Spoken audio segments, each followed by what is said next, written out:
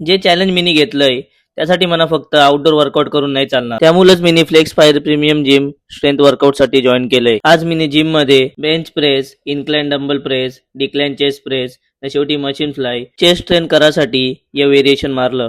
मग ट्रायसेप्स साठी यो एक व्हेरिएशन मारून वर्कआउट एंड केला. फ्लेक्स फायर फक्त माझ्यासाठीच नाही तर ज्याला कोणला युनिक मशीन न प्रीमियम फील या दोन्ही गोष्टी एक्सपिरियन्स करायच्या आहात त्यावेळी सगळे वीज ही जिम जॉईन करायला पाहिजे असं मला वाटतंय. मगशी दुपारच्या आम्ही एकविरा आईच्या जत्रेला गेलतो. ते पोहोचल्या पोहोचल्या मला दिसला आय लव्ह एकविरा लिहिलेली टी शर्ट भेटतो ती ती पण फक्त 100 रुपयान. मग पायथ्याशी पाया पडलो न सुरुवात केली डोंगरावर चढायला. कवरी भारी सजावट केली ती पायथ्याशी पण राज गर्दी होती न या गर्दीत सगळे गावांच्या पालख्या बी आलत्या न त्या बघायला राज भारी वाटत होता. अर्धे की पोहोचल्यावर बघला तर आया मोफत पाण्याची व्यवस्था बी केलती न डोंगरावर पोहोचल्यावर बघला तर आया आगरी कोली मेडिकोच कडशी मोफत मेडिकल सर्व्हिस पण होती. खरंच सगळे गोष्टींचा विचार करताना आपले आगरी कोली बांधव. मगशी दर्शनाच्या लाईनीन लागलो. 2 तास वाट बघून आईचं दर्शन झाला. बाहेर आल्यावर बघला तर पेन कोलीवड्याची पालखी आलेली राज जल्लोष करत होती सगळी न यो बघा जत्रेचा खरा आकर्षण आईची सजवलेली पालखी.